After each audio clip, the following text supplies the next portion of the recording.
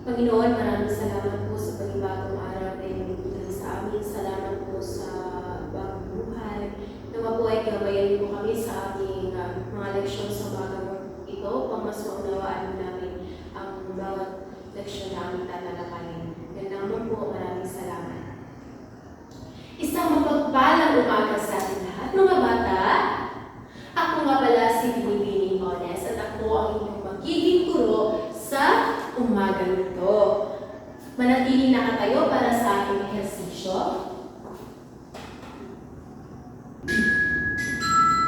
Sundan lamang nasa telebisyon, lahat ay sumayaw.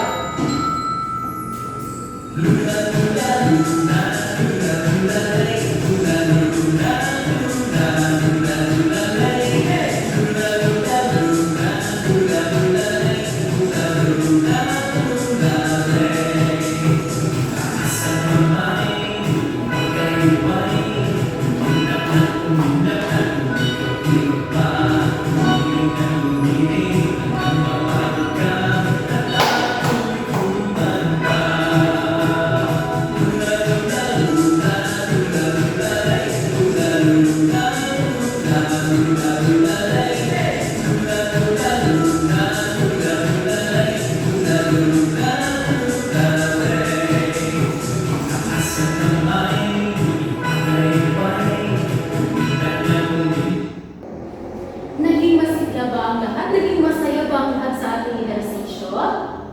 mabuti naman kung gano'n. Ngayon, bago kayo umupo, pagkuha ng mga basura na sa ilalim ng inyong mga upuan at pakitapon sa tamang lagayan. Pakiayos na rin ang inyong mga hanay ng inyong mga upuan. Kamusta kayo mga bata? Mabuti. Ako ay labis na natuwa sapagkat kayo ay nasa mabuting kalagayan. Ngayon, sino ba ang lumiban sa araw na ito? Unang hanay, meron ba? Pangalawa, mabuti naman kung ganon. Ibig sabihin, lahat kayo ay interesadong matuto ng bagong leksyon sa umaga nito dahil kayong lahat ay narito. Bigyan natin ang ating sarili ng isang masigabong palakpakan. Ngayon mga bata, bago tayo magpatuloy sa ating panibagong leksyon, narito muna ang ating mga alituntunin sa silid-aralan na ito.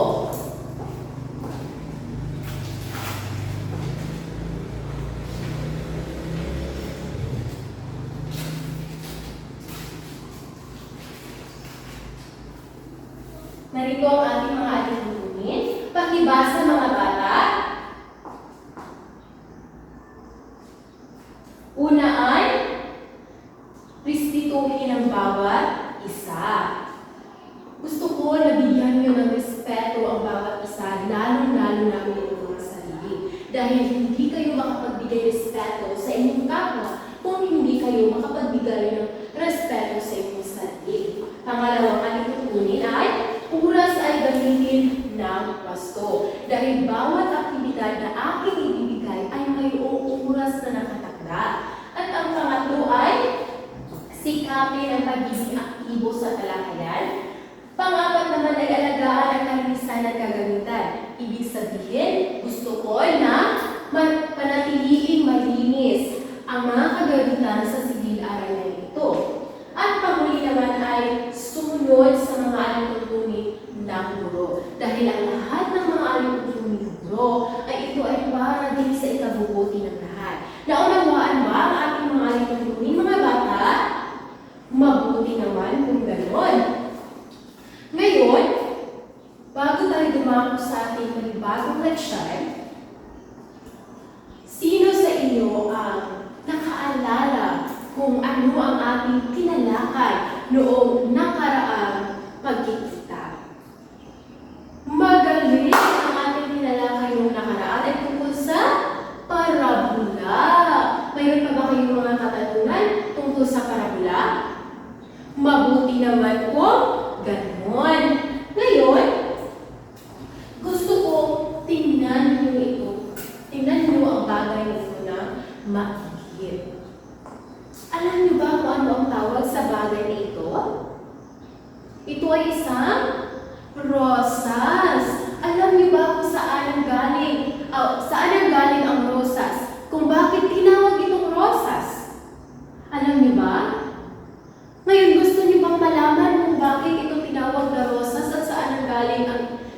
aklat na ito? Mabuti naman kung ganon. So, base sa akin, mga katanungan at sa bagay na ito, sa palagay ninyo, ano kaya ang ating magiging leksyon sa umaga nito? Tingnan natin. Tingnan natin kung tama ba kayo.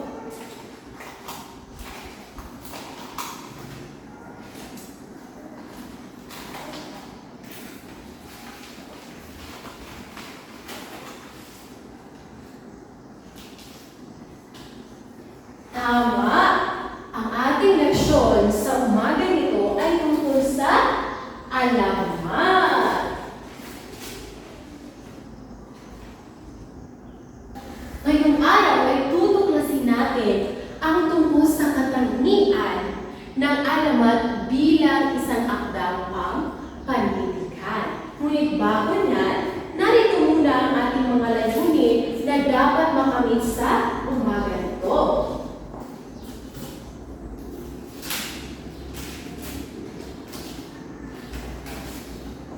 Narito ang ating mga layunin. Una ay pakibasa mga bata.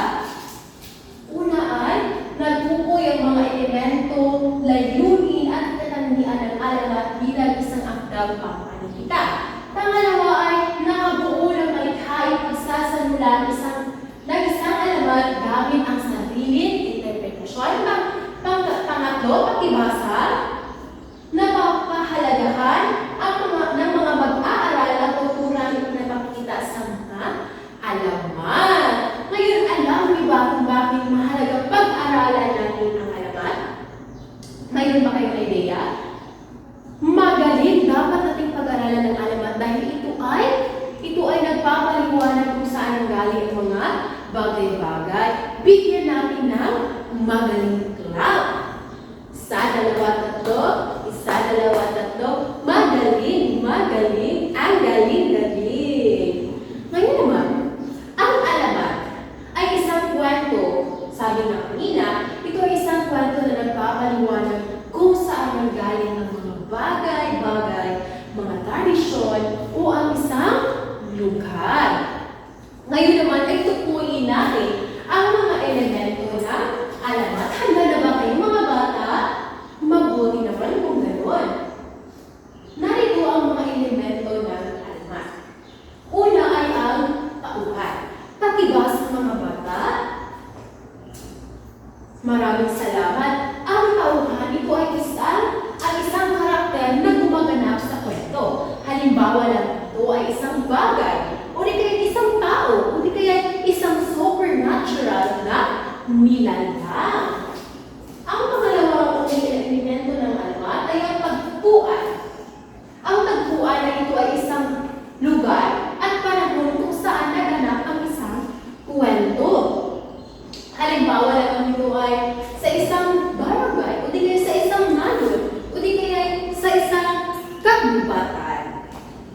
Pangatlo naman ay ang suliranin. Ang suliranin ay siya ang pangunahing problema o hamon na kinakaharap ng isang karakter.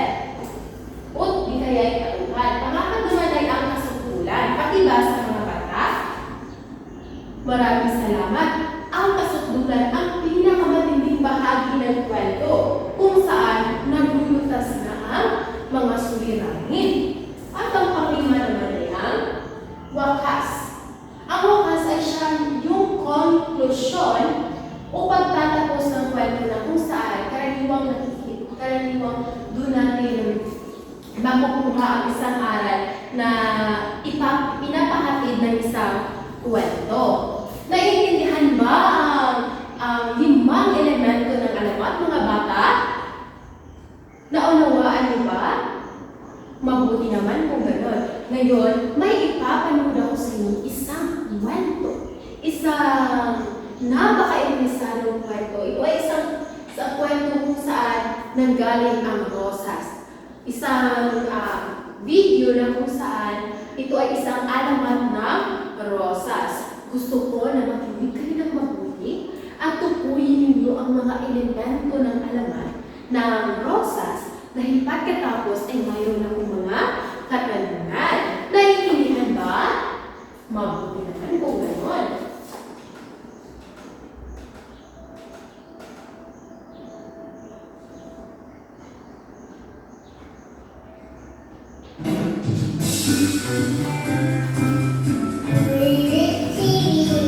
Makinig ng mabuti mga bata ha. Tingnan ng mga bata. Atin, Lahat ay tungkol sa alamat ng rosas. Umpisahan na natin. Noong unang may isang dalaga sa isang bayan. Sa kanyang ganda at kabaitan, siya ay si Rosa. Marami siyang panliligaw, subalit ni isa sa kanila ay walang makapagpatibok sa puso ni Rosa.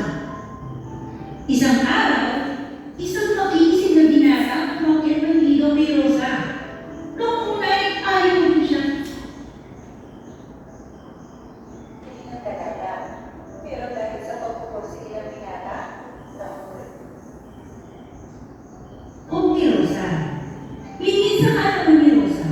Pinagpupusahan ng pala siya ng binata ng mga kaibigan nito. Nang araw na sasagutin na ni Rosa ang binata, hindi sumipon sa tagpuan ng lalaki. Nalaman niya, pinaglaruan lang ng binata ang kanyang damdamin. ano nangyari kay Rosa? Pinaglaruan lang ang kanyang Napakalaw si Rosa.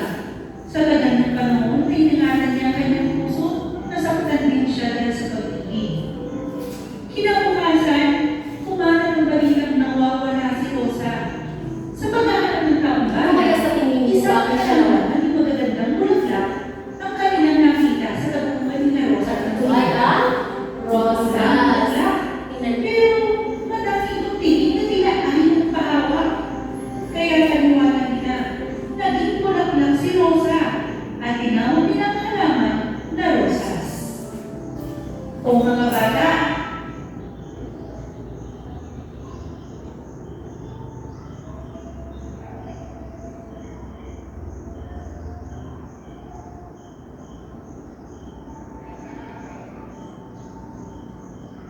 Naunawaan niyo ba ang kwento? Ang alamat ng rosas? Mabuti naman kung gano'n. Ngayon, tingnan natin kung talagang naunawaan ninyo at natukoy ninyo ang mga elemento ng alamat ng rosas.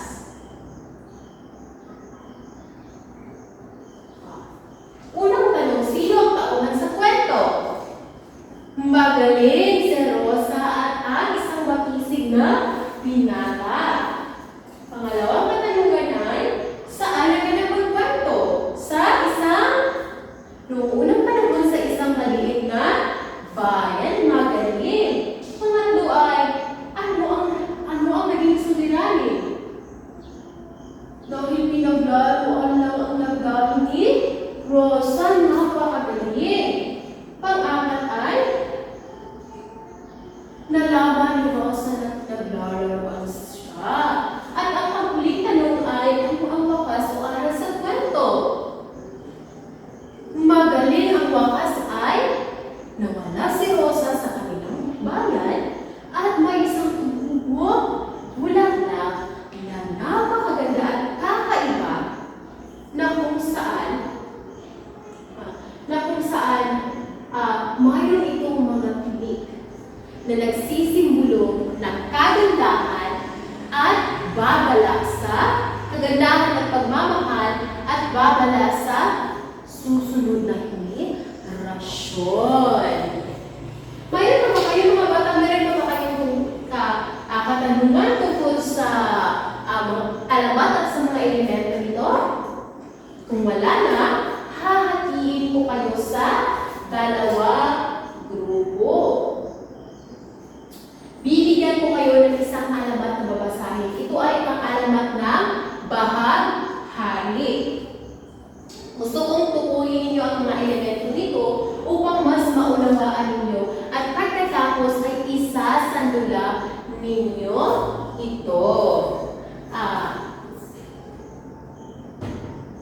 Gusto kong isasandula ninyo ito.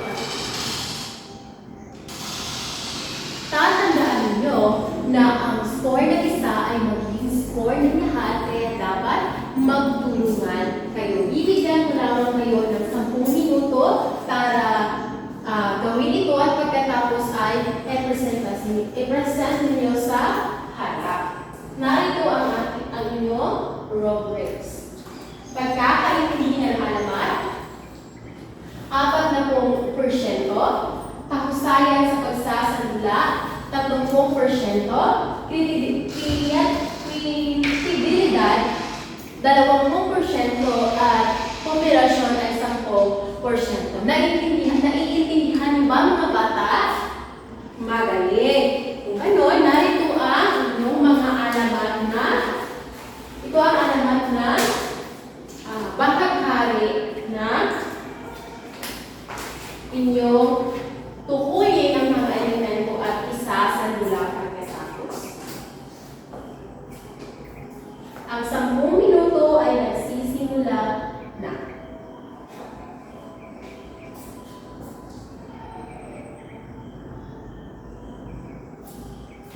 Mga bata, natapos na ang 10 minuto. Ngayon, unang pangkat, i-present na ninyo pag magsasalula na kayo. Magaling! Ngayon naman ay ang ikalawang grupo, kayo naman ang magsasalula. Napakagaling mga bata. Bigyan natin ng carpet clap ang ating mga sarili dahil napakahusay niyo lahat. 1, 2, 3, 1, 2, 3, pat na pat, bed na bed. Ngayon mga bata, gusto niyo bang malaman kung ang inyong mga score na nakuha? Ang unang pagkat ay nakakuha ng 98% at ang pangalawang pagkat ay nakakuha ng 99%. Ngayon naman ay bigyan natin ng napakalakas na palakpakan ng ating mga sarili. Mga bata, mayroon ba kayong mga katanungan tungkol sa alamat at sa mga elemento nito? Sigurado ba kayo na naiintindihan nyo talaga ang ating leksyon sa umaga nito? Titingnan natin dahil mayroon ang mga katanungan na ihahanda para sa inyo. Unang tanong, ano ba ulit ang mga elemento ng alamat? Una, ito ang kabuuan, tagpuan, suliranin, kasukdulan at ang wakas. Napakagaling. Ibig sabihin lahat kayo ay nakinig. At pangalawang katanungan, bakit ano ang kahalagahan ng alamat? Magaling. Mahalaga ang alamat dahil ito ay nagpapaliwanag kung saan nanggaling ang mga bagay-bagay dito sa daigdig. At ang pangatlong tanong ay, ano ang inyong natutunan? Ano ang natutunan niyo tungkol sa alamat? Magaling! Ang alamat ay dapat nating pag-aralan dahil ito ay parte ng ating kultura Pilipino. Napakahusay mga bata. Ibig sabihin lahat kayo ay nakinig. Kayo ba ay nasiyahan sa ating pangkatang gawain kanina?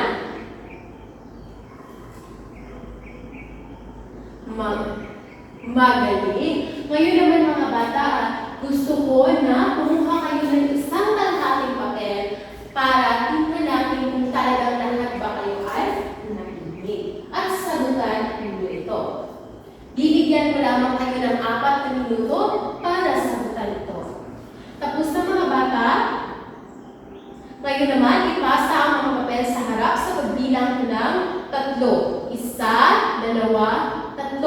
Lahat ba ng papel ay nandito na sa harap? Mabuti naman kung gano'n. Ngayon, kumuha kayo ng inyong assignment notebook at para sa iyong takdang aralin, kopyahin ito sa inyong kwaderno. Magsaliksik ng isang alamat mula sa inyong probensya, isulat ang buod nito at ang mga aral na natutunan ipasa sa susunod na pagkikita. Naiintindihan ba mga bata? mabuti. Ngayon, tumayo ang lahat para sa ating pangwakas na panalangin. Ama, maraming salamat po sa leksyon at sa gabayan ng Biblia. Salamat po. Nawa po ay gabayan niyo po kami sa aming pagsingihan sa aming Panginoon. Yan lamang po, maraming salamat. Paalam mga bata!